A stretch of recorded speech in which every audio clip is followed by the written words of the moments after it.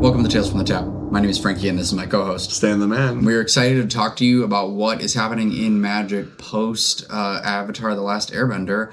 There's been a lot of crazy stuff lately. We just had like 3 different modern RCs. Like one was in Canada. We just had the one that was in Vegas. Yep.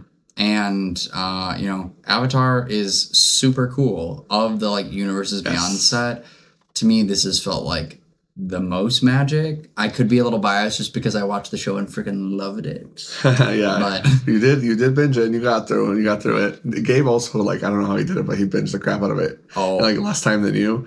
But I guess at work he could just wear headphones all day. Avatar, honestly, really good. I liked Final Fantasy. Never really played the games. Played a little bit of 7, thanks to Jared. But I thought it was a good set. Like, definitely. Sales aside, set like itself had a lot of really cool cards. The mechanics were pretty powerful and interesting. The cards felt flavorful. Obviously, a lot of the Commander players loved it. The fact that they had Commander decks was nice. This Commander bundle Avatar thing was really fucking stupid. If they do that again, I'm gonna be really pissed. I don't know if you know, but TLDR, a lot of people already know this because I've been pitching about it at the store, but the Commander bundle thing that everybody wanted. Yeah. When they, you know how we have to pre-order our shit like 2 months early? And that's before any spoilers are released. So whenever I'm paying for product, no spoilers have come out. I have to like lock in my pre-order super far ahead of time. Yep. So you're basically just guessing. You don't know if this set's going to be something you want or whatever. You just have to just order it. And that's just the name of the game. Spider-Man was so good for people. Yeah, well, fuck them. Who cares? People that overspec because they were scalping, I hope they die. The set itself, like I never get to like see anything. I just have to guess, and so like we kind of have our idea of what works for Boar Hat, you know. Sure. And sometimes we'll go a little bit higher. Like with Final Fantasy, we definitely went higher, and we would have went higher even more, but they lied to us about how much product was going to be available, effectively. And the same thing basically happened with Avatar. They made a product called Avatar Gift Bundles, and the boxes on the thing still have the gift bundle on the side. They don't say Commander Bundle because that's how far into the process they were. So then they go, okay, place your orders. Everybody locks in.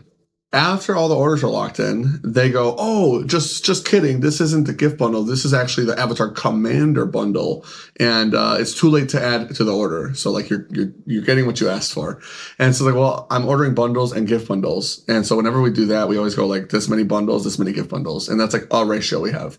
If they would have told me the product was the Commander bundle with no Commander sets, I would be like, give me like 100, please, give me like 200, yeah, because everybody's gonna want one, right?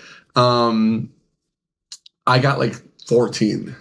Oh. Yeah, or like, I think that was after allocating down. I was like, I think I asked for like 24 or 18 of them because gift bundles don't really sell that well typically compared to like regular bundles. Yeah. Regular bundles always just sell the crap out. But the extra collector pack, it's not always worth it for people, you know, for like the extra, like you're paying almost $100 for a bundle now. Yeah, no. That's like very close to box price, right? Exactly. Right. So yeah, as a product, I'm usually kind of scarce. Like I'm hesitant on the gift bundles. I would have went crazy on Commander bundles. So yeah, a lot of stores were online and like WPN channels, like, Watsy, you're literally giga, you know, like cucking us. What is going on? We would have ordered way more. There was one store, it was so funny, I was like in a Facebook group with like a WPN retailers. One guy was like, man, if I knew this was Commander, I would have ordered way less. We were all like, huh? Like, can we have yours then? But yeah, so I ended up getting like almost nothing of this product inadvertently because of how they handled that. And like, it's like common Watsy fucking something up, whatever. But that was my main gripe with Avatar, and kind of similar to like Final Fantasy. When it was coming out, I told you how a lot of stores were like, we want 500 boxes. And they were like, if you order this many, you're going to get them. And so we were like, well, let's order like double what we normally order. And we would have done like triple, right? If we knew there was going to be no restock. And they were like, no, it's going to be available. You're going to have plenty. Don't worry about it. So, well, okay, let's just order double just to have it out for release. And then when we need a restock, theoretically it's there. And to be fair, our first restock was pretty big. We just happened to have like that two-headed giant flashback tournament that was like, what, the whole room was full. I think we had like 30 or 40 teams for like the flashback. That literally used up 10 cases because it was sealed. I had run out of pre-release kits. Right. So like 6 packs per person and prize support for like almost 100 bodies. And so my entire restock basically got obliterated. And so until just now, I finally got 4 more cases. I was going to use them for draft, but then Avatar came out. So I was like, well, I guess we're doing that. Also Riftbound. Like the week I wanted to draft Final Fantasy, Riftbound pre-released. Yeah. And we'll get into that next. But all of the draft players, literally everybody, Henry, Amanda, Phil, Kramer, everybody, we're going to play Riftbound tonight. I was like, oh, okay, well. Yeah, well, so on the original Riftbound, and it was the starter kit event, yes. right? Where you get additional starter. packs. Yes, exactly. Yeah, Modified starter. Yeah. So had like everybody. I DM'd that group, and Henry and Amanda were already planning to play Riftbound. Right. And I was like, I also had planned to play Riftbound. Right. And I just said, hey, guys, which then made Kramer, Phil, like 3 or 4 of them then also joined in. And what's so funny is they loved it. Yeah, they loved it. They've been playing in the Nexus nights. Yeah, even today they messaged and were like, we can't wait for Friday to play Riftbound. And I was like, is my draft chat becoming a Riftbound? Yeah. Everything's becoming a Riftbound chat. A lot of Discords have been hijacked by Riftbound. It's so nice. I actually genuinely really like the game. I just didn't expect it to go this crazy. I thought that people would like it, but like, I even feel like Star Wars is a good game, but this is like. Well, I think Star Wars is a good example of they print too much product. They had it really awesome with set 1, a perfect amount of product. The hype was there, the value of the cards was there, and this is what I kind of got into. I've been in a lot of Discords recently. I've been doing a little bit of partnering with George from FlexSlot for the store in terms of like getting both of our names out there. He's sponsoring our Summer Skirmish this weekend with a signed Teemo for first place. I can't wait. I'll be there. And as a result, I've been in all these Discords. I hate joining like 30 Discords whenever a new game comes out. But for this one, I was like, fuck it, I'm going to take it serious because, one, I really like the game and I believe in the product. I also really love League of Legends, which you already know. We played a ton of League together. Yep. And in these Discords, I've been like kind of like one of the voices of reason when it comes to like a lot of places, a lot of other stores kind of like doing weird stuff with their Nexus promos. As it keeps going, it feels like more people are imitating like the Boarhead style, where it's like just give the customer what they want, which I'm really happy with. But at the same time, to your point about like predicting the game being good, I was already willing to like invest a lot because, one, I really like the product. I really like League of Legends. I like Arcane. I've been playing League for like over 10 years. I don't care if you're one of those people that's like, oh, my personality is I hate League of Legends. That's great. We get it. You're hard stuck. Whatever. Like those people are just honestly so annoying. Like, oh, League of Legends. I hate that game because I got yelled at by a guy. He called me like a dumbass. It's like mute the chat. I don't know what to tell you, man. It's not that hard. The game starts off muted. You have to enable all chat. But yeah, so like I was like preemptively like, oh yeah, I'm for sure gonna go in. But I thought I went in crazy when I was like, I'm asking for 120 boxes of set 1. They didn't give me 120. I got about 90. But even then, it was like I thought that was a big ask for set 2. I'm actually asking for 600 boxes. So we'll see if I even get like a third of that. 600. If they give me 600, I'm ready to use them. I'm gonna be like case event every fucking weekend. We're gonna get it done. But I just want to ask for a lot while the iron's hot because we have the biggest attendance right now. So if they do anything based on attendance, I hopefully can get more product for our players. Because like everybody every week is like any packs, any boxes, anything. I held like 2 cases back just for prize support. Our average attendance is 40 players. That's an average. Like I think it's actually a little bit higher if you count the pre-release night. And like our low attendance last Friday, the low one because I wasn't here, 32 players. That's so crazy, dude. Yeah. Well, and I'll be not playing Magic myself, so I can practice for the Summoner Skirmish. Yes, a lot of people are like, "Oh, the Summer Skirmish is the next day. I'm going to come practice this Friday." I'm like, "That's great," but I already don't have packs because I've been using like half a case or more every week for prize support. The modified starter thing was such a good idea because they definitely underestimated the demand. A lot of people are like shitting on UVS, like, "Oh, they dropped the ball," and in some ways they did, because I definitely think the demand was they should have anticipated a little bit more demand, but the way the game is going right now, it honestly feels like if they keep doing what they're doing and the energy for the game stays high, they keep giving the players what they want, they get the restocks out there. Set 2 is just, it's looking to be even better, Set 2, because it has more overnumbered cards. And a lot of characters that people really wanted that aren't in Set 1 are already in Set 2. I'm mad because my boys that I want more than anything are not in there. Oh, for sure. Well, yeah, I'm waiting for Tom Kench, my boy. Give me Nautilus. Give me Galio. Yeah. I just want to play. Like, even when I saw Jax was like equipment or whatever, I was like, dude, no, I would have played like Jax mid range, but I don't want to play equipments. Yeah, I get you. Going back to what I was saying, so if they keep this energy up and they keep providing, like, the tournaments look already really good. They're like, oh, here's all these tournaments already announced. And in like the disclaimer, we have 12 more tournaments coming. Like, there's going to be a tournament every month. We're aiming to have them everywhere globally. They're like already investing a lot of money into it. And Riot obviously is a company that has the money to spend. I mean, they're huge, and Tencent, which owns them, is even bigger. So like, they have the money to throw at it. UVS definitely needs to step up, or Riot needs to figure out how to self-distribute and like send it to all the distributors like Southern Hobby, GTS, etc. Yeah. If UVS doesn't step it up soon, they're going to be out because it's a lot. Like, this game, I was telling Jared and the guys, I think that Riftbound, if it keeps its energy going, will become like a big 3. Like, it could very easily get up there with like Pokemon and Magic, in terms of like how much product's being sold, how much people like the game, the competitive scene being enormous.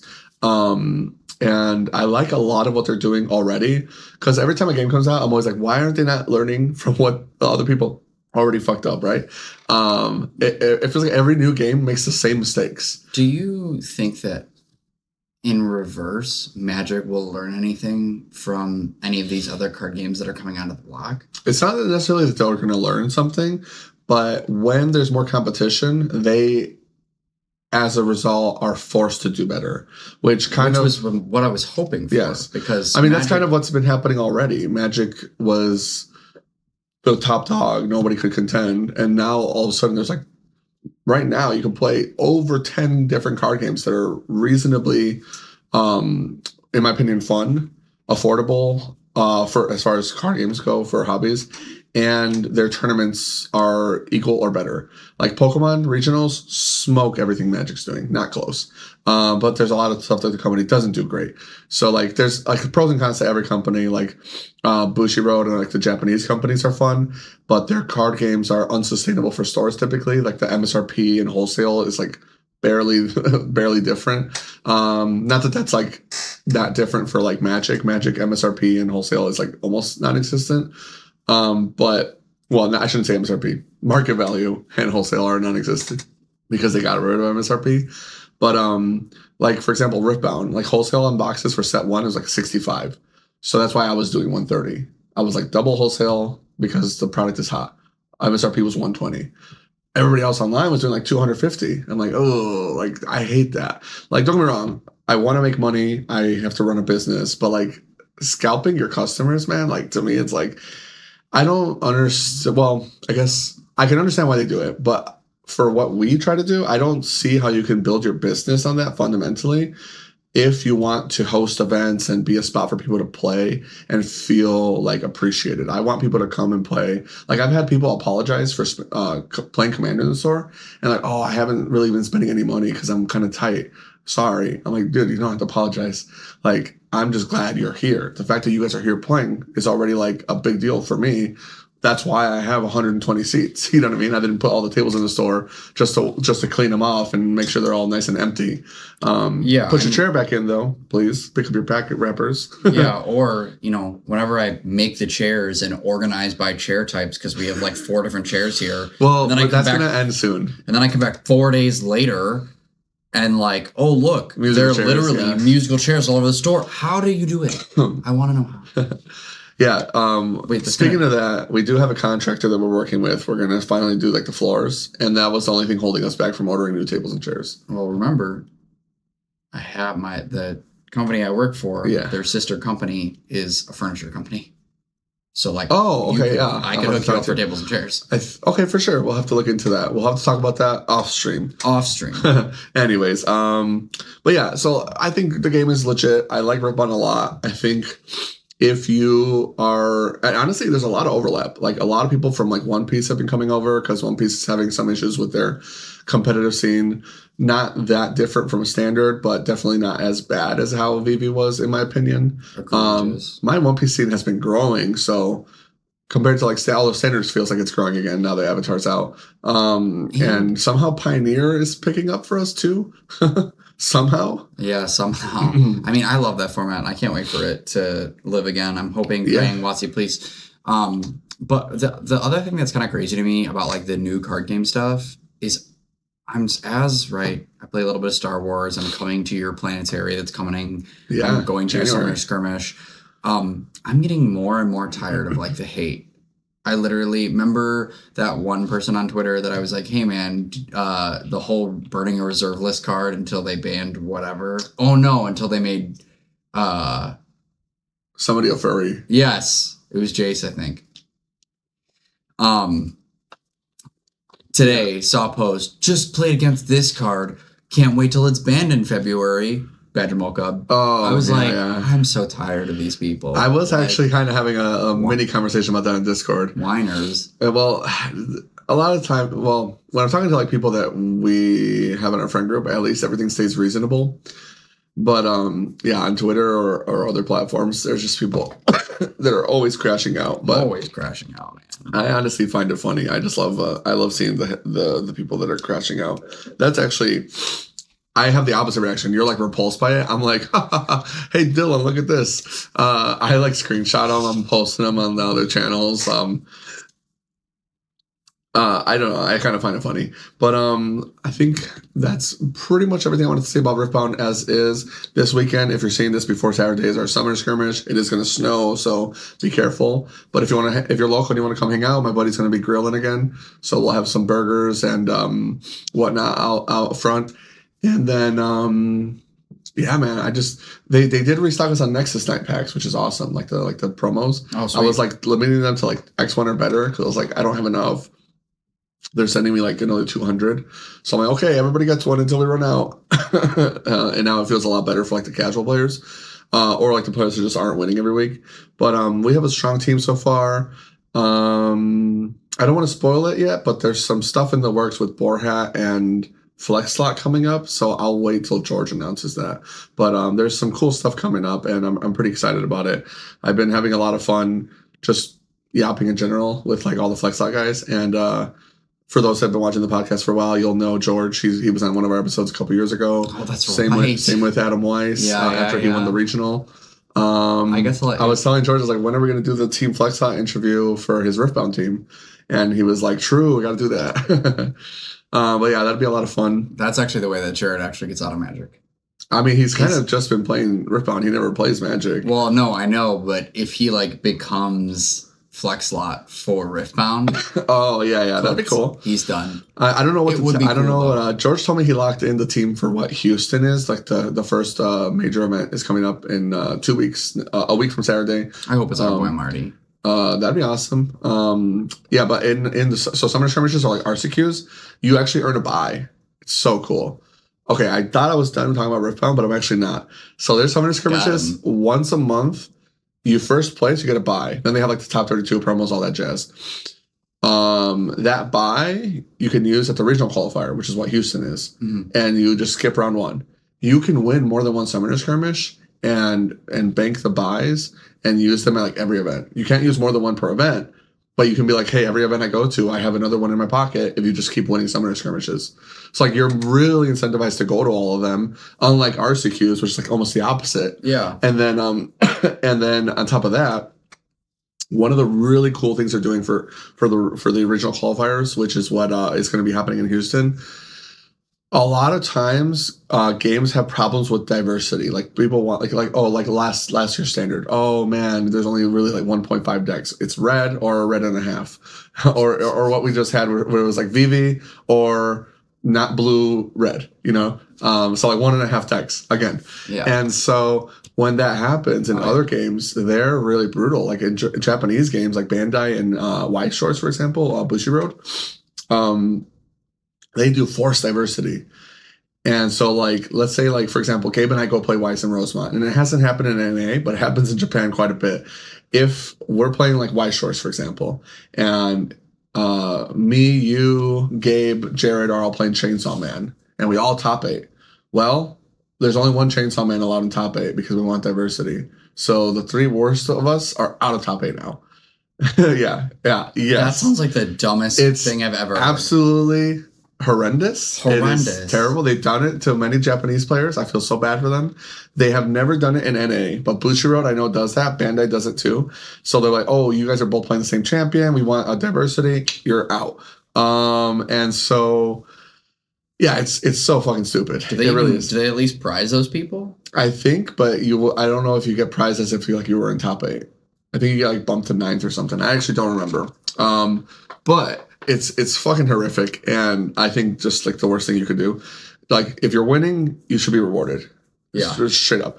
But Riot, like I keep saying, like the wise man versus the smart man, they just keep learning from what other card games are doing. Like don't do that, except for the whole where's our product thing. Like don't make too much. Like Star Wars prints way too much product. They had a hot game the first year, and now boxes will be like wholesale cost, and like you don't want that. For better or for worse, players, as much as they want their cards to be cheap, you don't want the cards to be cheap.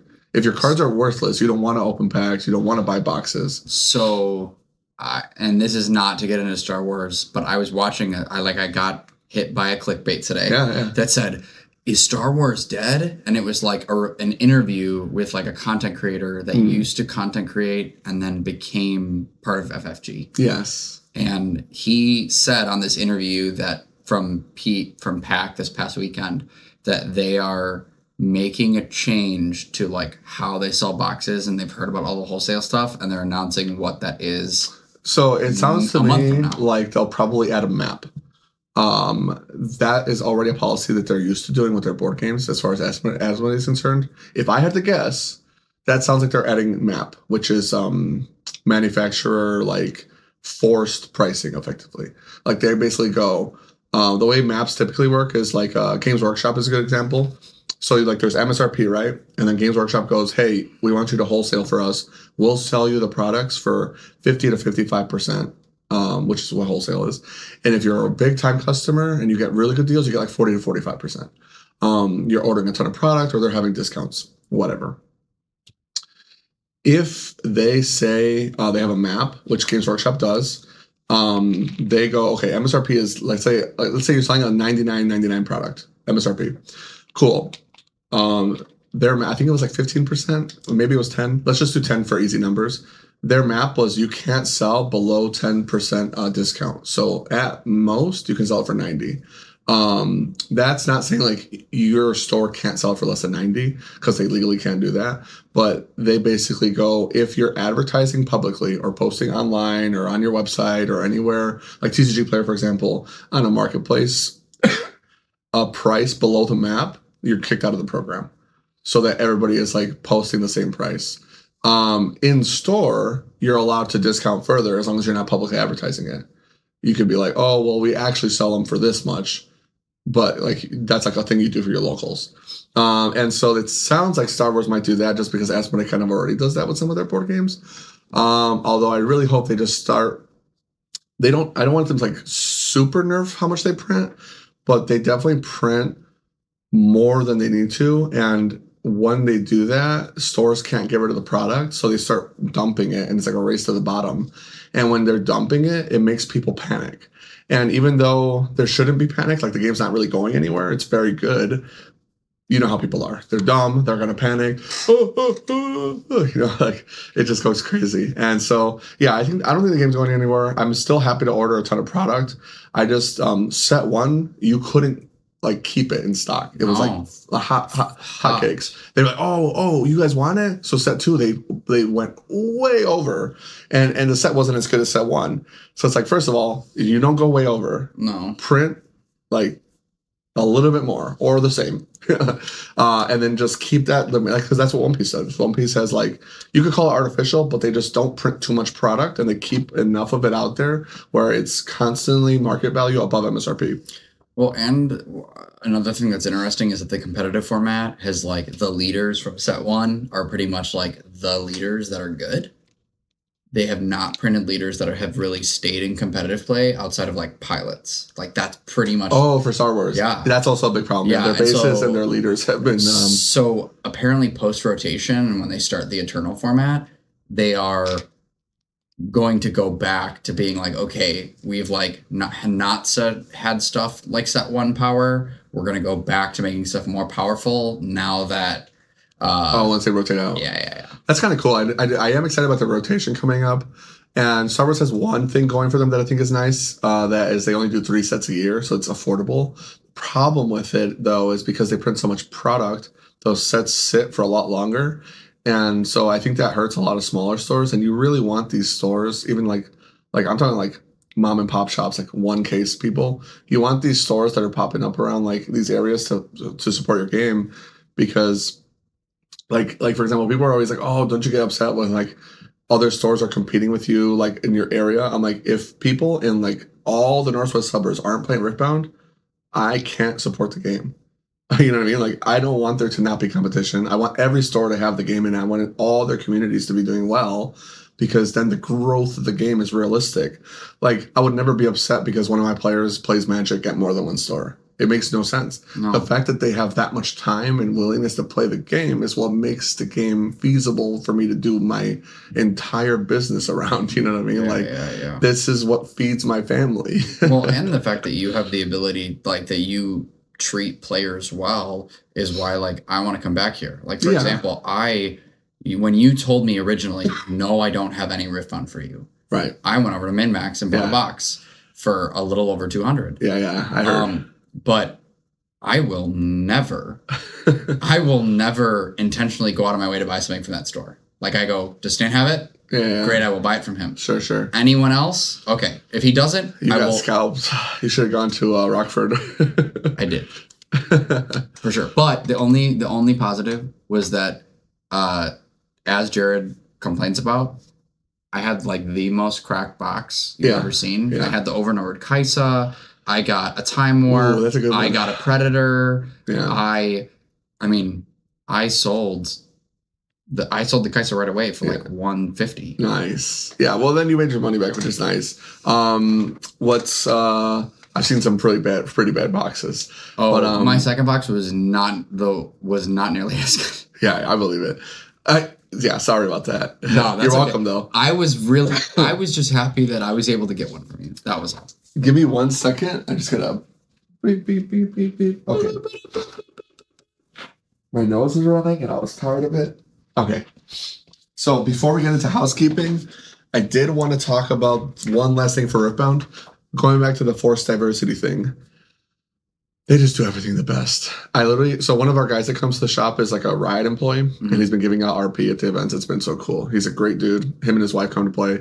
Honestly, some of the best vibes of people that come to the shop, like these are the people that I'm like, oh, thank you so much for being here, because their vibes are so good. They're just nice, genuinely nice people that want to just play. Yeah. And he told me, because I actually didn't know, but they announced it. He was telling me about how in regionals they're doing these like metal, like silver cards promos for, I don't know if they're metal, but they're like silver. I heard that people for every want those cards. Well, they're for every champion. So their version of diversity is the highest ranked player for each champion gets that card. So, like, if nobody's playing Lux, for example, who I heard is struggling, if nobody's playing Lux, which is like unless you're George. Well, that's what I'm saying. Like, George is playing it and nobody else, and I'm right there with you, George. I love Lux, but Lux is a phenomenal character, so that promo is going to be worth a lot. There's a lot of Lux fans for sure, but she's not a very strong deck right now. Theoretically, I mean, the meta's not completely solved, but theoretically, she's not very good with set 1 cards only. You might be able to like top 32, top 64, and get the metal card as the Lux player. And a lot of players that maybe haven't been playing enough or haven't been able to acquire all their cards, they might not feel like they're practiced enough to win the event, but they might be like, well, at least I can play very comfortable on my favorite champion. I think I can do well enough on that. And one of the things that I really like, I was telling the guys about, is like at minimum, this guarantees every single champion's going to show up to the event. So if there's like 40 champions, minimum, all 40 champions will be in the room. Represented. And I would argue, because those cards are going to be money, there's going to be double digits of each of them. Yeah. Like dozens and dozens of players for each champion that in any other card game would never get played. You know what I mean? Sure. And that's such a big deal because, oh, excuse me. That's such a big deal because when these players that are like earning their buys or whatever, or grinding for first place, show up to the tournament and there's like a third of the room on diversity decks effectively trying to win these metal cards. Yeah. Or like anti-meta even, they might not, like, you might be playing Set or Master Yi or whatever's like one of the better decks, and you're just like unable to beat a tier 3 deck. Certain champion archetype just like beats you. Sure. But like if you're playing Magic, like, oh, I don't have to worry about it. Who's going to show up with 4-color Reanimator? You know what I mean? Well, this guy did because he's trying to get a metal card. And so inadvertently, it's going to force even more diversity by killing the players that are playing decks that they're not the best at, and just having more of that in the room, you know? It's kind of like NFL playoffs, or like sometimes that 7-seed team wins the Super Bowl. You never know. And so I think that's like already preemptively forcing the ecosystem into like a good direction without adding any like weird caveats that would ruin the game otherwise. Yeah, no Bushiroad. Yes, exactly. You 4 people, you're out. Yeah, sucks to suck. Sorry, you should have played Konosuba. Yeah. Or Avatar, because Avatar is in White Shores too.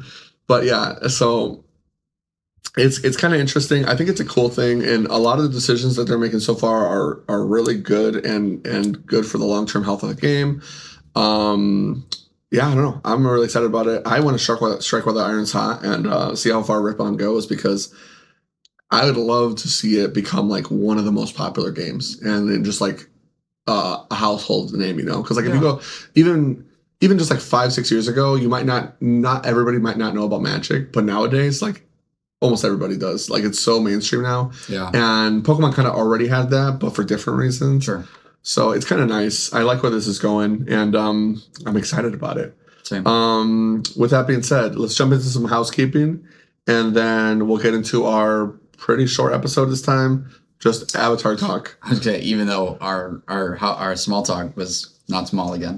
Well, yeah, I figured the small talk was going to be longer than the actual talk. There's not that much for us to say, but there are things to be excited about going forward. Yeah. With that being said, I'll let you do the housekeeping section so I can learn how to breathe. Yes. So first off, thank you to our patrons, of course, who support our show, keep the lights on, help us to get the equipment that we do. We super, super appreciate you. You are, you mean the world to us and really help us keep going with all this. So at the top of our Patreon list, tapping furiously for Gaia's Cradle, Christian Paz and Josh Dodson. At the next tier, Kiki Jiki, tap and ruin your opponent's life.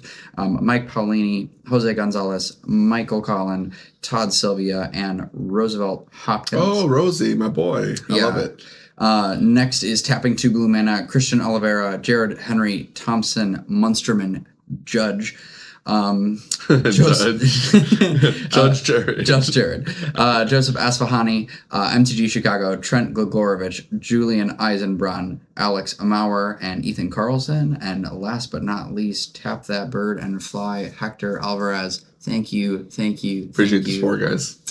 Much and as always, our show will be free on YouTube forever. So if you want to support us and aren't on the Patreon, like, comment, subscribe. All that goes a long way for us and the algorithm. And we'll still be on Apple Podcasts and Spotify podcasts, etc. I think I missed one, but yeah, join our Discord. Oh yeah, join our Discord. That's the one. We've had tons of people joining. We've even got a Paper League of Legends channel for all this Riftbound talk. That's if you true. want That's to true. Jump in and talk about Riftbound. Plus Star Wars Unlimited #dev channel. And lots of other things. We keep up with Standard, Modern, Pioneer. Really, that's the best place to not only connect with us and talk to us regularly, but to hear a lot about Magic and a lot of people in our community. And honestly, they're all great. We keep our Discord nice and tight. So yeah, everybody in the community is awesome, and their feedback's always good. And honestly, you can get really quick conversations. Like right before we started, I was like, "Help! What do we talk about on the podcast?" And I got into a debate with Robert and JD about Badger Mole Cub. It was awesome. So we were like, okay, hell yeah. Love it. I love to see it. Okay, so I guess I'll let you start. You have been playing a lot of Avatar Limited. I know because I've seen some of the gameplay, and I know you trophied already a couple times. yeah, How are you liking Avatar Limited? I honestly love it. I think that it's really interesting. I think that's what's funny for the first time, and I feel like what a long time. I feel like Magic loves black. We love swamps Yes. in the Magic community, and it's the first time that like You're talking about in terms of like limited? yeah. I mean, it usually gets to kill spells. Right. It usually gets to kill spells and an abundance of them. However, because of the different tribes, right? Yeah. Air, fire, water. Yeah. Because the bending. Yeah, because of all the different bending. The bending is honestly crazy. It's crazy, and they all feel good. Mm-hmm. They all feel strong. They all feel well balanced, and on top of it, like black is truly just like a supporting color. Yeah, and it has been for the first time. Like it's just like, oh, you're not ever starting black. Yes. Ever. Yeah, I actually noticed that as you mentioned it. People were like, "There's a black pre-release kit." And I was like, yeah, it's like Azula, I think. Yeah. And on top of that, yeah, like you said, a lot of the black cards do kind of feel like they're uplifting whatever the other archetypes are doing naturally. And honestly, in the kind of a really nice way.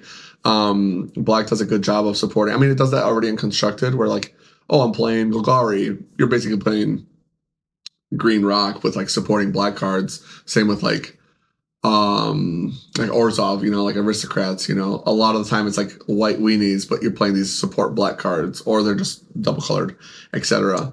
It is really cool. I do want to touch on, we mentioned last week that we weren't sure which bending style was the strongest. Honestly, it seems like of all of them, probably water bending is the weakest, and that's only because it's just generic, like tap a bunch of mana, pay for an ability. But otherwise, like all four of them are really strong. Like if the water bending ability is good, it's going to be a good ability. But like firebending, the mana that people have been using, like we talked about cards like Zhao. Zhao's already seeing play. He's freaking really good. And I mean, just the body alone. But like if you can firebend and get the mana to make him Blood Moon, destroys people. Airbending, we'll talk about that in a bit, but there's already comboing going on. I actually didn't realize last episode that your airbending lets you cast it immediately or at spell speed. I thought it was like plotting. So I actually thought it was a little bit weaker than I initially thought.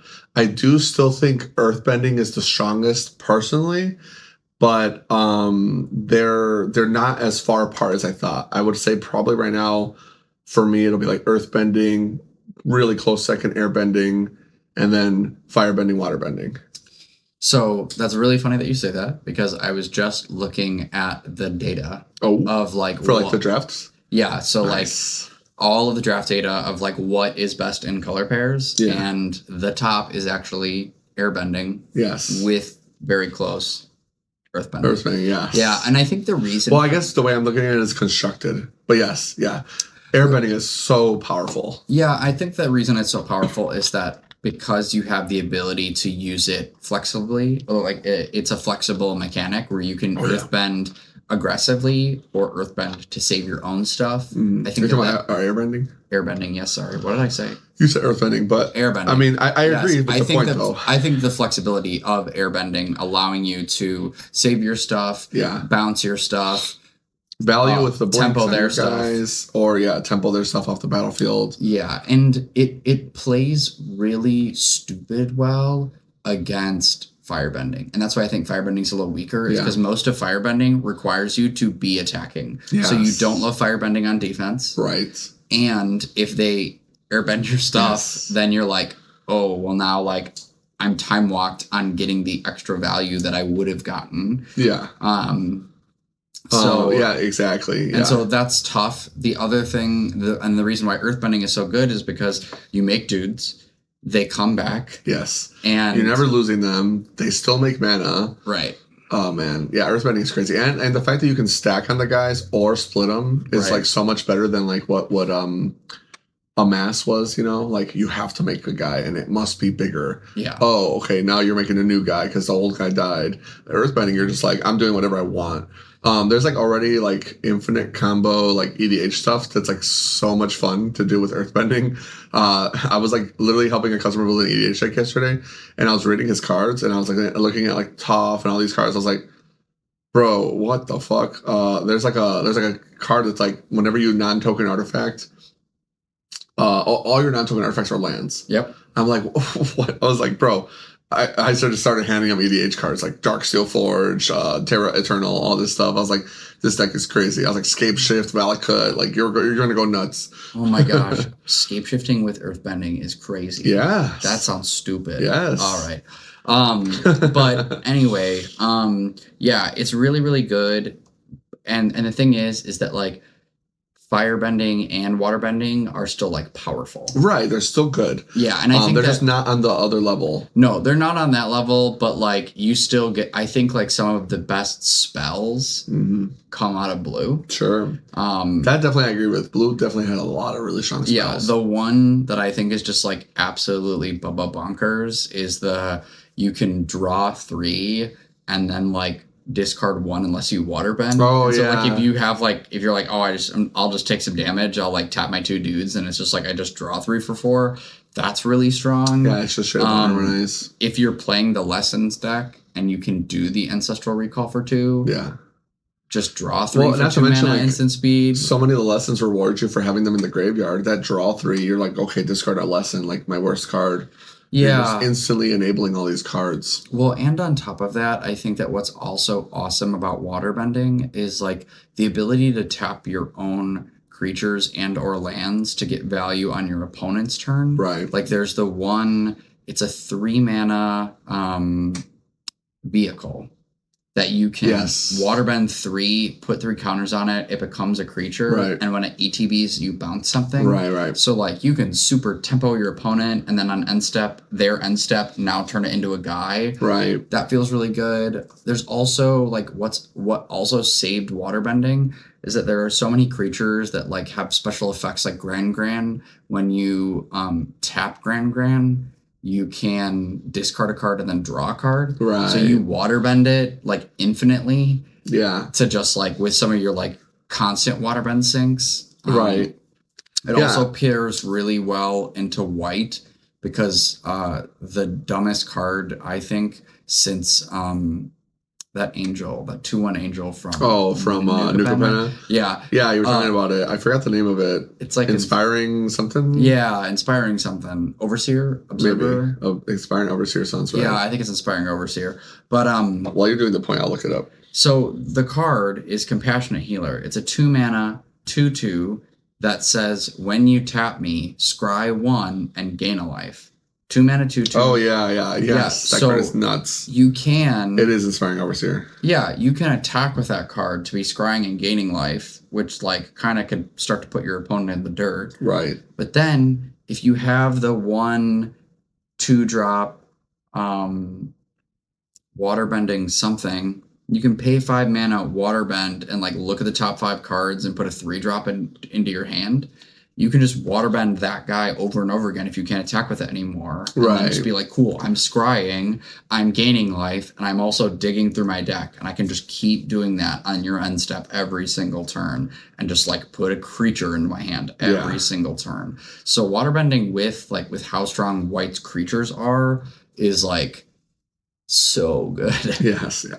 I think it's also nice how well all the bending styles, at least the way I see them when I play, they all kind of mesh really well together. You know, none of them is like we talked about. None of them are too overbearing over the others, but they also don't like not synergize. It's kind of nice. It's kind of refreshing that your like firebenders can help facilitate paying for your airbending or paying for whatever waterbending you're doing, and kind of similarly the same with the earthbending because you're just like theoretically just protecting your mana sources. You can use the blockers as mana to pay for waterbending abilities later, and then just get it back anyway. So you're not down ramping yourself, which is nice. Yeah, I don't know. I really like the set a lot. I think they did a great job. I'm probably more impressed with Avatar than Final Fantasy because I just wasn't expecting Final Fantasy to be like so kind of perfect. You know what I mean? Like I don't think there's much more they could have done to make the set amazing besides adding like actual commander decks. Sure. The everything about the set really, really well done.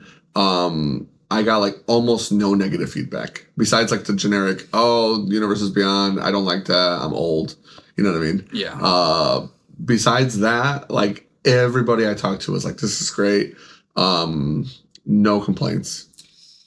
If I had to give my wrap up, my like tips for people that want to like do limited, Sure. One, the thing that's really impressive about Avatar is it's like, playing 2 colors feels really good. Yeah. But the colors are so powerful themselves that like it's one of the first sets that I can feel really good playing a monocolor in every monocolor except for black. Right. Obviously, black is still not That good. actually makes a lot of sense But, because at pre-release, when I was helping some people with their decks, I was like, dude, you don't need the second color. Like, your red is so good. Like, cut this shit. Or, like, splash one card with, like, multiple dual lands or something. Yeah, like mono white feels scary. Yeah. Mono green feels scary. Yeah. Like 100%. I built somebody a mono red deck, and I was like, dude, like, how do you lose?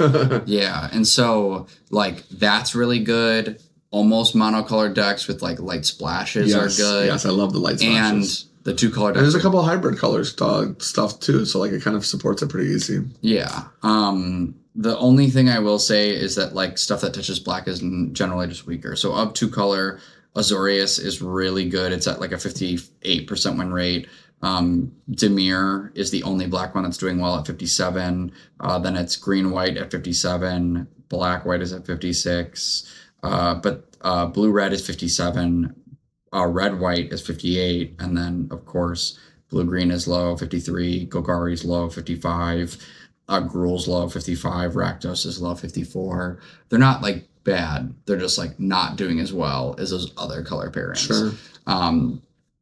So if you are drafting, I would recommend that because the decks are so powerful in their individual colors that like as long as you can while you're drafting, stay in the color that unless you see like a bomb that is like 2 colored or like that could pair well with your color, just like stick on your color so that you can like make your dominance as the white player and then like pick up whatever else you want because you have options. You can be mono white. You can be mono white, splash a single color. You could be mono white, lightly splashing 2 colors. So you could be 2 color. Yeah, like, no. All I have seen it. But also, like you're saying, it kind of rewards you for sticking in a color, and then you do get a bomb that shows up. You can instantly splash it because you're not like so hard focused on a color yet. You're on like 2 colors. You know, like we were like, oh, I've been drafting all the red black cards, and now this green card showed up that I want. Well, you could have been mono red, and boom, there's your green card. Yeah, the only time you want to do that is if like you open Boomy, like the red green Boomy, and then you're like, okay, I have to do both. Or you open Toph, and you're like, okay, I have to be 2 color, and then splash one of the third. But like it's so easy in this set because you have like all of the cycling creatures, and you have dual lands, Right. and you have Bender's Water Skin, which is a nuts card, by the way. Oh yeah. The artifact that taps for mana, and on your opponent's turn it also untaps. Yes. So like yes. you always use every, it. every turn mana. Yeah. It's really good, yeah. Because there's a lot of times they add like the 3 mana artifact that makes rainbow mana, and this is definitely one of the better ones. Just untaps for free, get it done. And super awesome. The dual color lands are also like they sack to draw you a card. Right. You earthbend them. Yeah. Sack them, draw, comes back. Yeah, there was so many times I had to tell people that at pre-release. I was like, hey, you just earthbended and then you sacked this card. Do that backwards next time. And they're like, oh yeah, I guess I didn't need that basic land to be a 1/1. The only thing that I think that people haven't figured out, and once they do, I think that it'll be good and actually bring up Black's, my hot take, it'll bring up Black's meta percentage, is when you go Jund and start to use the sack a creature, destroy something. You sack your land, destroy the thing, you keep your land. Yeah. That people aren't doing yet. Yeah, with landfall. And that will be so good. What you really want to do is you get pack one, pick one Azula, and you force it. The blue-black Azula, not the 3-color Azula. Fine. Wait, the blue-black one is the one that ETP steals something out of the card. Yes. That one's correct. Not the copy a spell one when you attack. No, that one is the one I was talking about. That one's mid. She's probably why Demir is so high, honestly. That card is crazy value. Sergio at pre-release got the Unagi, got the blue-black Azula, and then also had a Wanchi Tongue. I was like, nice. Yeah. Why not? Wanchi Tongue is another good one too. That card's crazy. And I was like, oh, and you think that, in the day of this Magic, people are ripping so much Avatar product, but Badgermall Club, Wanchi Tongue, those stonks are just going up. And I'm like, well, I don't know if they're going to have Avatar restocks for a while, to be honest. Product looks like it's actually low right now. So that's probably why the cards are expensive. We'll see how it goes. I saw some.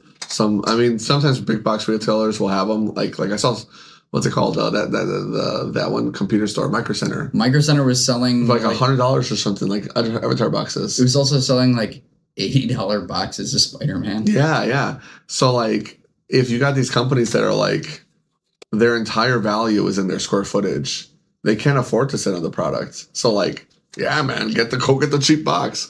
That's one of the things I talk about where I'm like, why would I be upset if you're going somewhere? Like, first of all, the people that only care about the price are not my customer. They just aren't. It is what it is. But if the price is like that good, brother, go. I would buy them if I wanted them myself.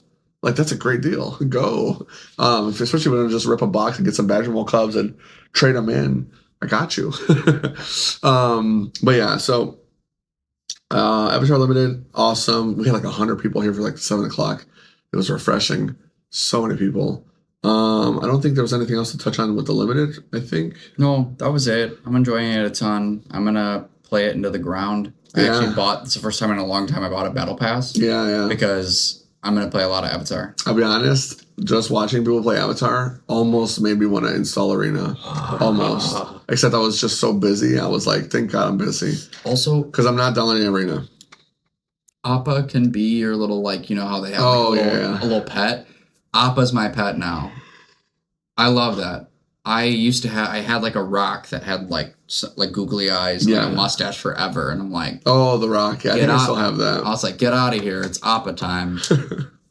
Yeah, I just wish Arena wasn't such a shitty piece of software with like the worst monetization model. Well, yeah, because they make just like fistfuls of money over Arena, but like, and it's programmed like dog shit, barely functions, and then all the artworks and everything is like the most averagest thing ever, and they just like splice it in a way that like barely works.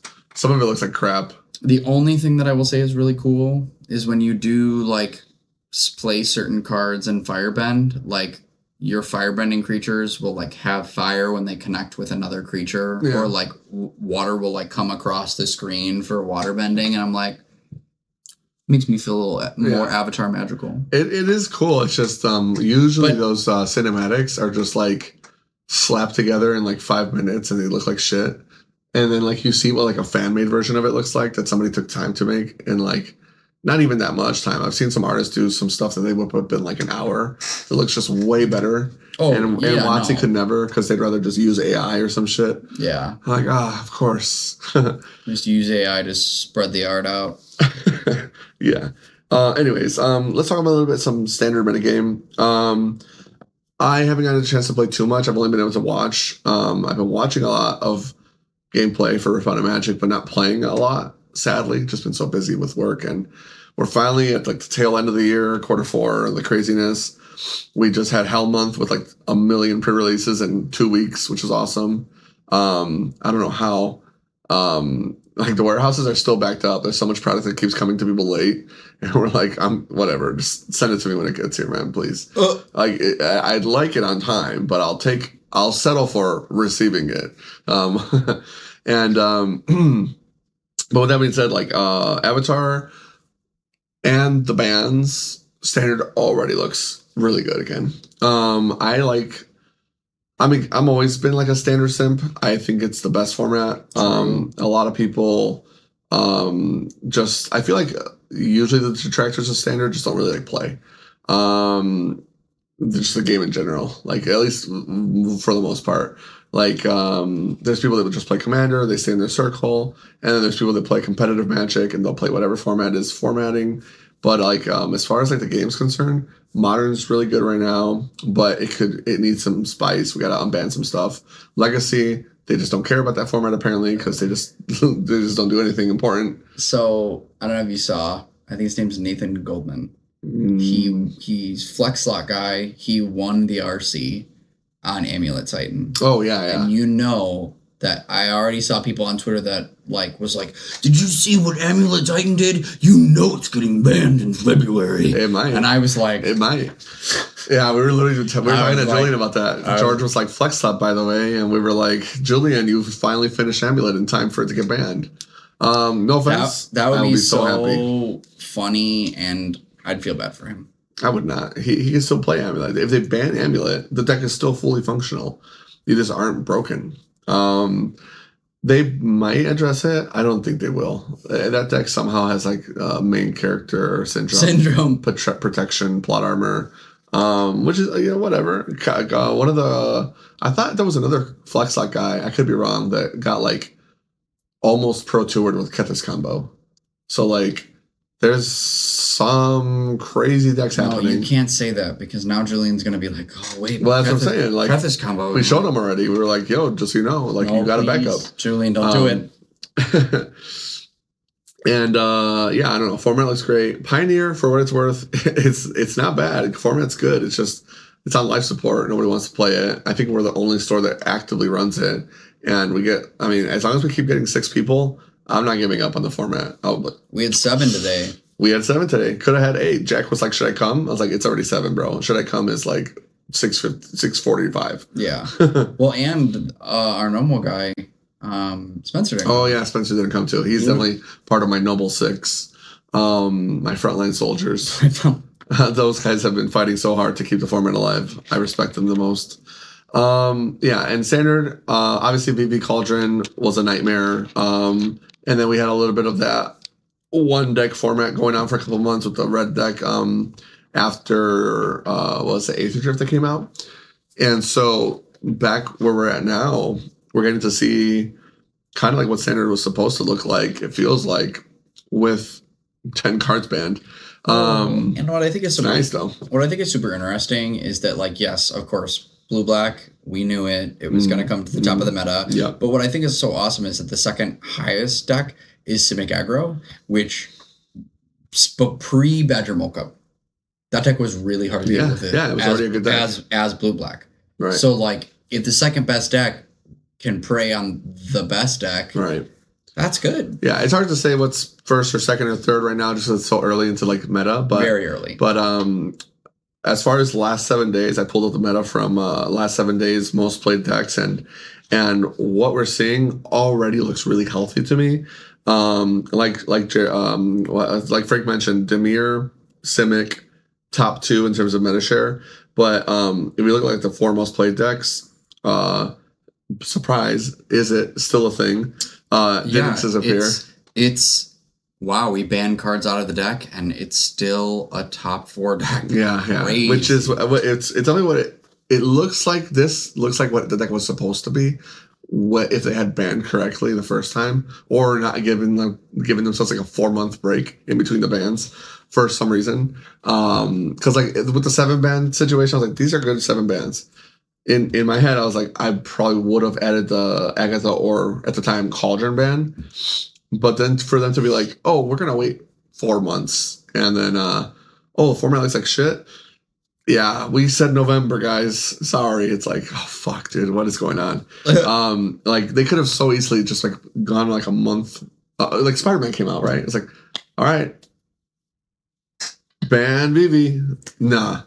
No, they just wanted to keep Spider-Man bad, like how it ended up being. Well, a lot of Spider-Man cards are getting played for what it's worth, but yeah, exactly. They were just like everybody would just be talking about Spider-Man.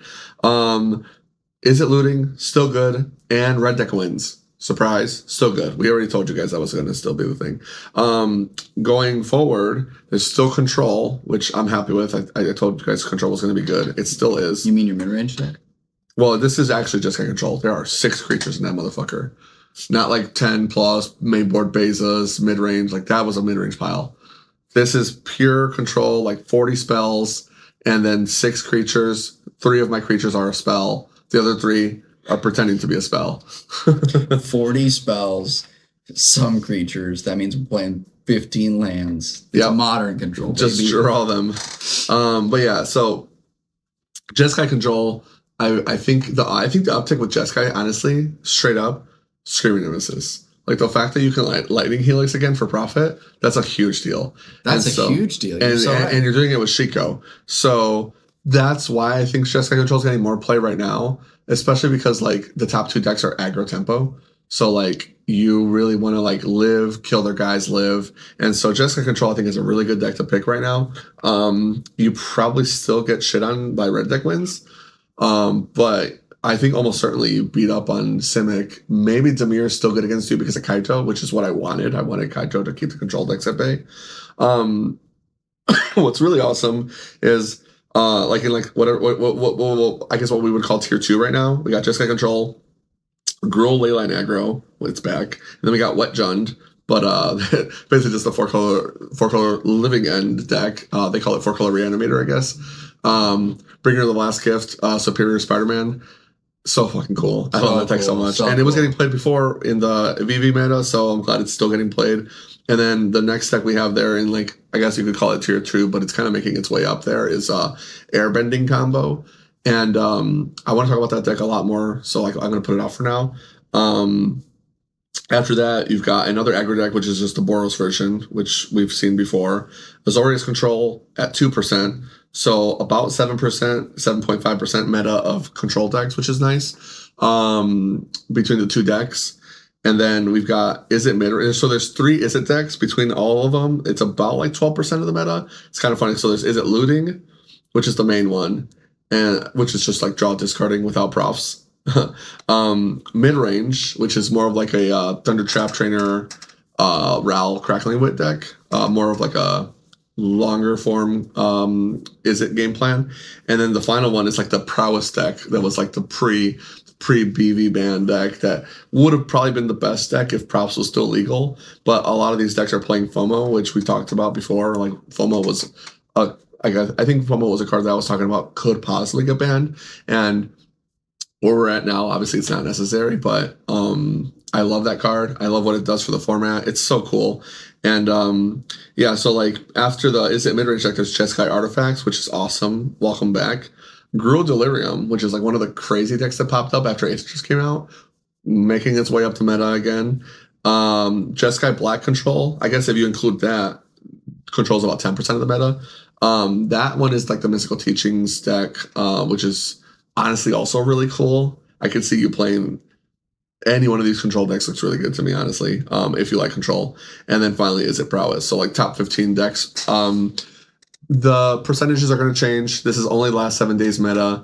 We might not I've only had Avatar for since Tuesday online Right. and in person. Yeah. So it's very quick. There's been a lot of tournaments, but there's a lot of changes to come. So like, don't everything take it with a grain of salt. Airbending combo we might find out is broken in a week, and it might be like a tier 1 deck in like no time, or we find out it sucks and then everybody stops playing it. But what's it called? A lot of these decks are just, it's so interesting. So like JD was saying like, oh, Avatar kind of rotated standard, and I was like, I don't agree with the wording, but it is nice to see that all the decks are basically different after Avatar came out. Because like we've seen about half the decks are the same but different, and then the ones that are new, so that's also cool. And all of them have like their really cool play styles. Dimir, it's just doing Dimir things, that's fine. But it's doing them in a relatively healthy way, in my opinion. Simic aggro, people think like, I mean, Badger Ball clubs are expensive for a reason, right? Frank already brought it up. That card is cracked. We talked about it being cracked before. It is pretty busted. The amount of ramping though that it allows you to do now, people are playing like 16 dorks if you count the Badger Mole itself with the earthbending. Whoa. And you got like Llanowar Elves, the one guy that's like tap an untapped guy, kind of like a Springleaf drum creature. Gene Paul. And yeah, and you're just like making so much mana. So like that version of aggro with like Ouroborite, they can just go crazy. But even just like red deck wins, no Screaming Nemesis, just kill you. And they're playing Zhao main board, which I love it. But yeah, just turn them sideways. Deck still works. Sunspan links. Well, and what I think is crazy about Badger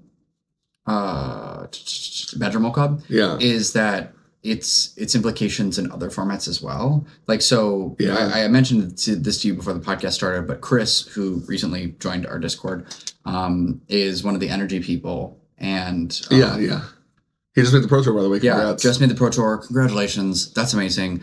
I saw him play a deck that I'm actually interested in wanting to play, even though better Mokubs are a lot. And basically took what Yawgmoth was. Took what Brood Scale combo was. Yeah, and just slammed them together. Into an Agatha's deck with like Grist and Badger Mokub, because I was like, you think I love that too, because he was a Yawgmoth guy back in the day too.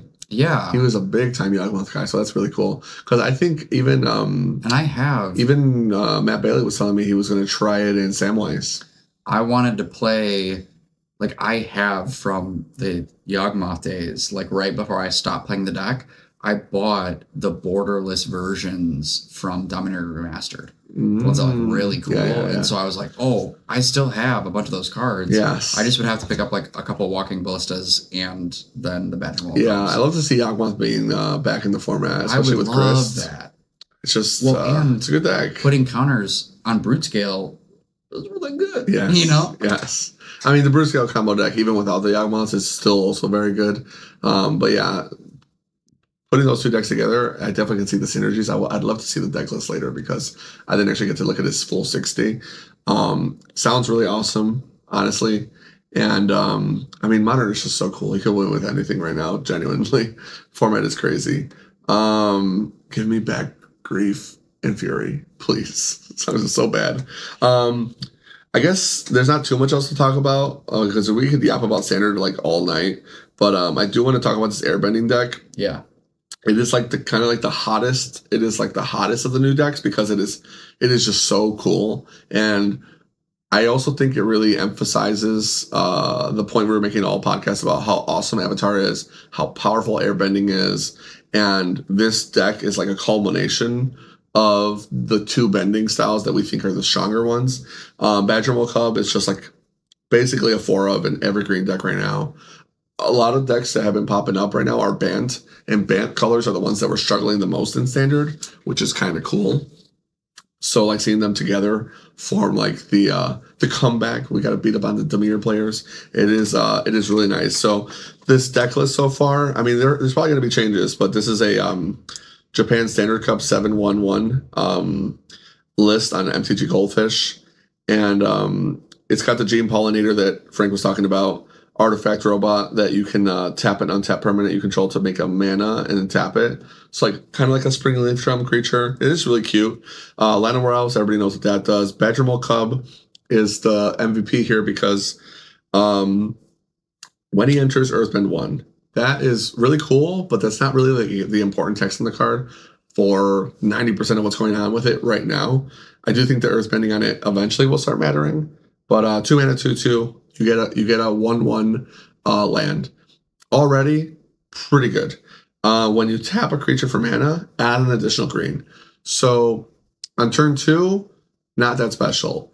But if you already had a Llanowar Elf in play, well, the land that you're animating is an Ancient Tomb now, and that's already cracked. You know what I mean? Like, start with a Llanowar Elf, Badger Mole, Ancient Tomb. So if you go like Badger Mole, all of a sudden your guys are tapping like Black Lotuses.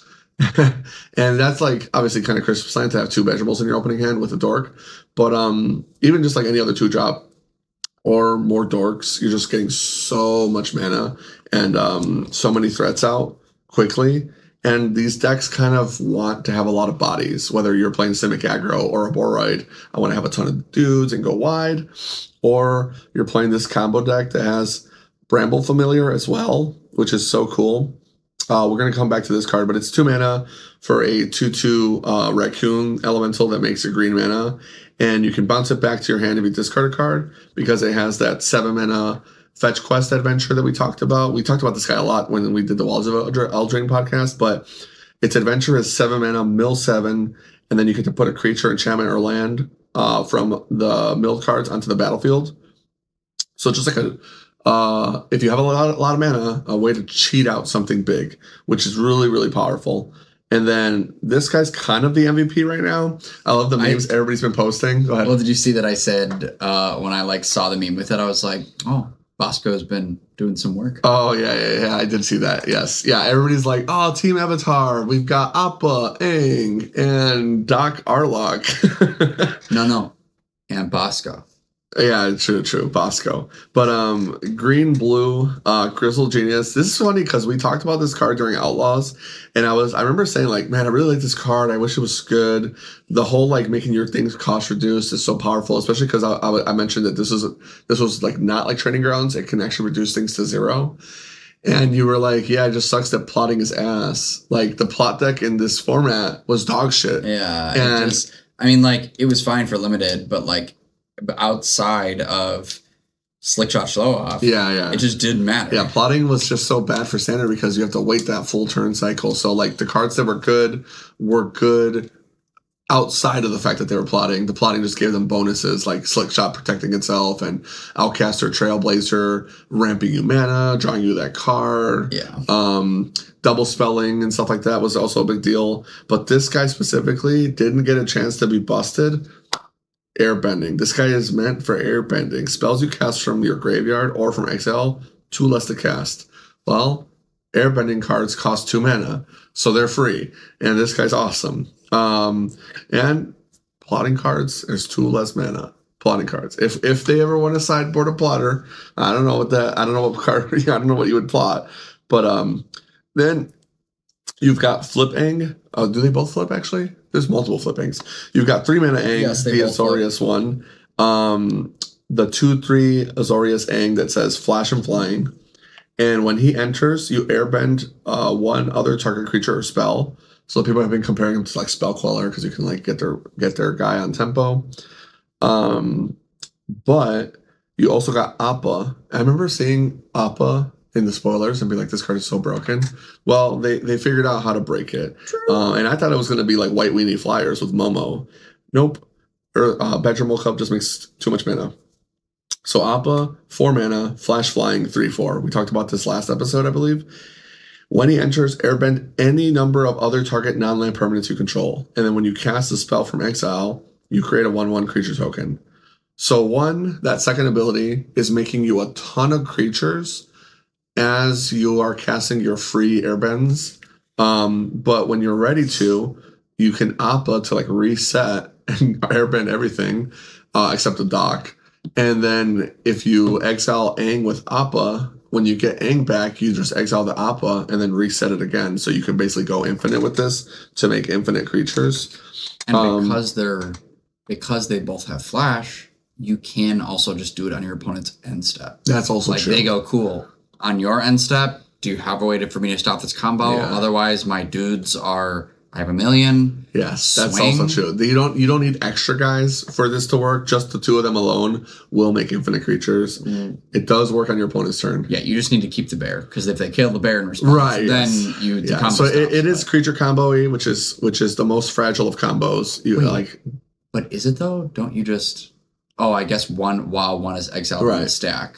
yeah, there's a lot of chances to respond. Yeah. Yeah, so creature combos as always are the most fragile. This one is a pretty fragile creature combo, but I think that there's enough other things going on in the deck, like mid-range wise, that like your plan B is still really strong. So like if their only like tool to stop you is like stopping your combo, you might just ramp too much and value town them, which is like what Bant typically wants to do. It's also playing 4 Aang at the Crossroads, which is every Aang flips. All three of them. Interesting. Aang at the Crossroads is the Bant one. This is the one that I said they should have made a commander precon, which I still wish they would have. Flying 3/3. I'm not going to talk about the backsides of the Aangs because right now I don't think they matter. But when Aang enters, you look at the top 5 cards of your library, and you may put a creature with mana value 4 or less from among them onto the battlefield, and the rest of the bottom of your library in random order. We talked about this card on the podcast last episode as well. It's basically a baby Coco, and it hits your combo pieces. So like Aang hitting any card in your deck effectively is good for you. Whether it's Doc, whether it's Aang, whether it's Appa, whether it's Badgermole Club for more mana, whatever it's hitting, you're getting value from this. And then it says whenever another creature you control leaves the battlefield, you can transform Aang. So it's actually pretty easy to flip Aang over. On the backside, it's a 4/4 flyer, and your lands have vigilance, and you earthbend at the beginning of combat. So it's pretty strong as like a mid-range plan, like we talked about. You also have a Quantum Riddler in the deck, which is, I mean, Quantum Riddler. Why not? Why not? Yeah, we can't. I mean, we can't say enough good things about Quantum Riddler.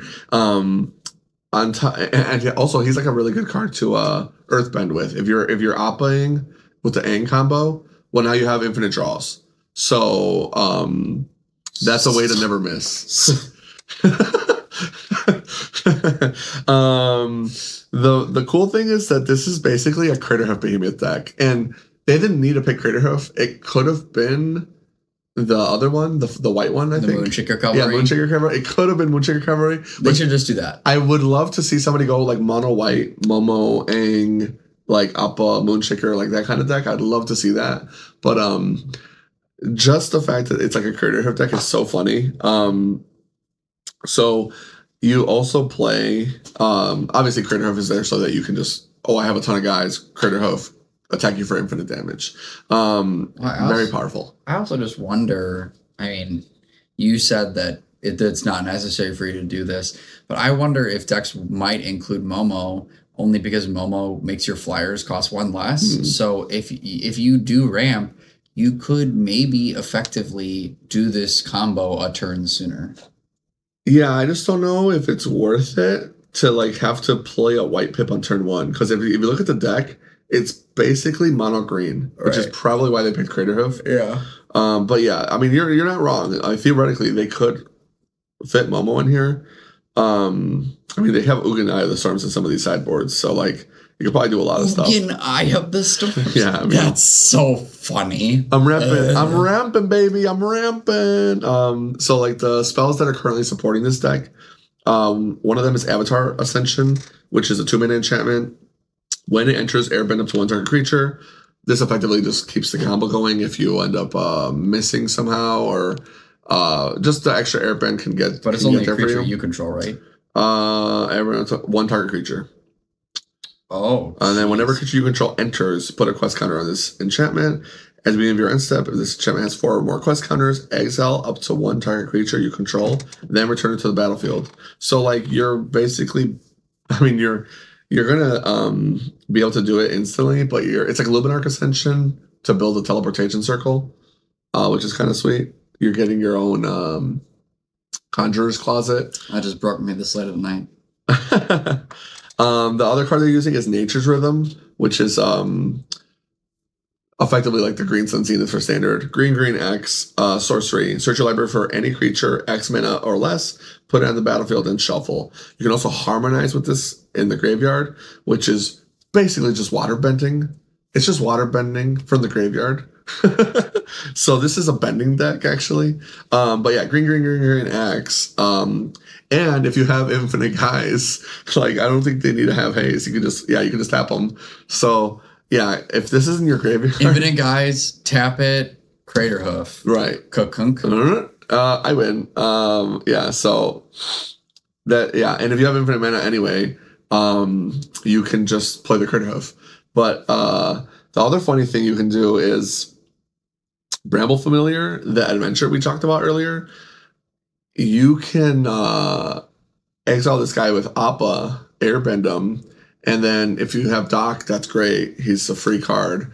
But 2 mana for the fetch quest, all of a sudden it's like, whoop, flip into whatever, get an Aang, get a Crater Hoof, get whatever. Well, also, if they decide to like remove the combo piece, like they remove Doc, and then you have 4 mana, you can just go, cool, next turn, Nature's Rhythm, get Doc back. I now have the combo again. Yes, absolutely. Nature's Rhythm being in this deck is such a big deal.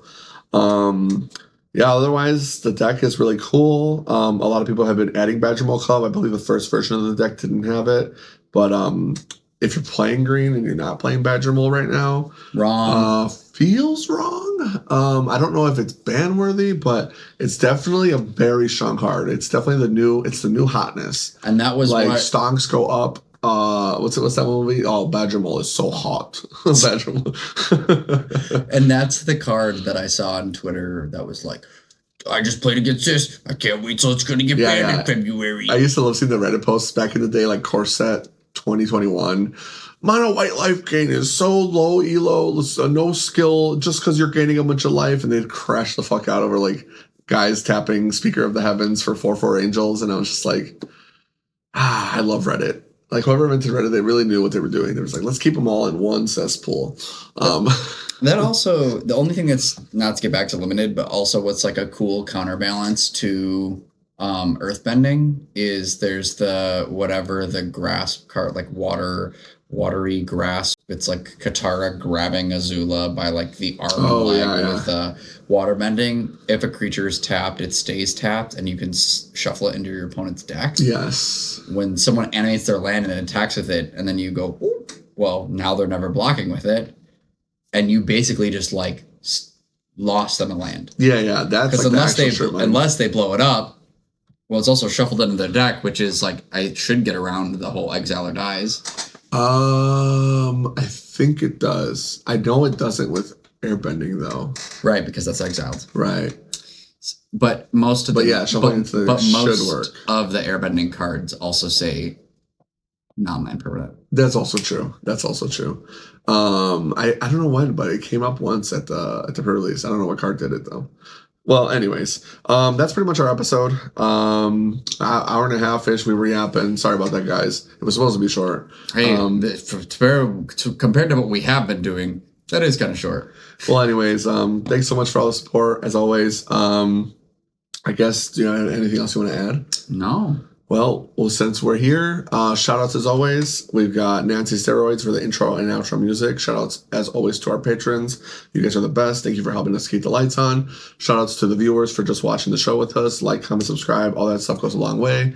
Shout-outs to all our homies in the Discord and all of our friends on Team FlexLot, etc. You guys are the best. Appreciate you guys. And shout-outs to Boarhat Gaming for letting us record here. It's also the shop that I own, so if you want to support, really appreciate it. Tons of way to support the shop. Check out our website. Come in store locally if you are in Chicagoland, or if you're visiting. I love getting people from out of town. It's really fun. I always forget. Shout out to MTG Chicago, our buddy Sal, helping us with the editing. He does like he's the reason the podcast episode gets out so quickly, and we're using his camera to record. And he has those hot thumbnails. And the hot thumbnails for sure. And he's got 2 other channels now. He's got Riftbound Chicago. We talked about that earlier. Check it out. If you want to see some sweet Riftbound action, a lot of it recorded here at Boarhat Gaming. And he's got another channel called Painter's Servant, where he's going through the history of every artifact ever printed. It's actually kind of hilarious, but also cool. He's wearing, in every episode, he wears sunglasses and his like Italian hat. And one of the best comments on the post was like, Wow, it's the New York taxi driver of Magic. Forget about it. Forget about it. They're like, I didn't know I needed this. I'm like, that's so fucking funny. I love it. Bada bing, bada boom, Yeah. tap my max. Yeah, it's been so good. But yeah, otherwise, happy Thanksgiving. We didn't dress up for Halloween this year, which sucks because we were both that's so right, we didn't. We were just both sick. But if you want to see my Halloween outfit, it's on the Poor Hat page. I dressed up as a pigeon or a CIA plant or whatever you want to call me. Maybe we'll do some Christmas stuff. Maybe we'll do Christmas dress up. Who knows? Oh, that'd be cute. I think it'd be cute. Another thing is, I didn't do it today, but we got to get Frank's recap of what the best draft formats were for 2025. Oh yeah, We gotta see where that's that'll be at. good for the end of the year. Yeah, end of the year recap. I mean, we're not quite there yet, but we're just about over with November. There's only like 2 more episodes of the podcast, maybe 3 before the year's over. So if there's anything you guys want us to talk about, anything we haven't touched on, anything you disagree with, let us know. We'd love to see your feedback. Otherwise, thanks so much. Have a good one. See you next time.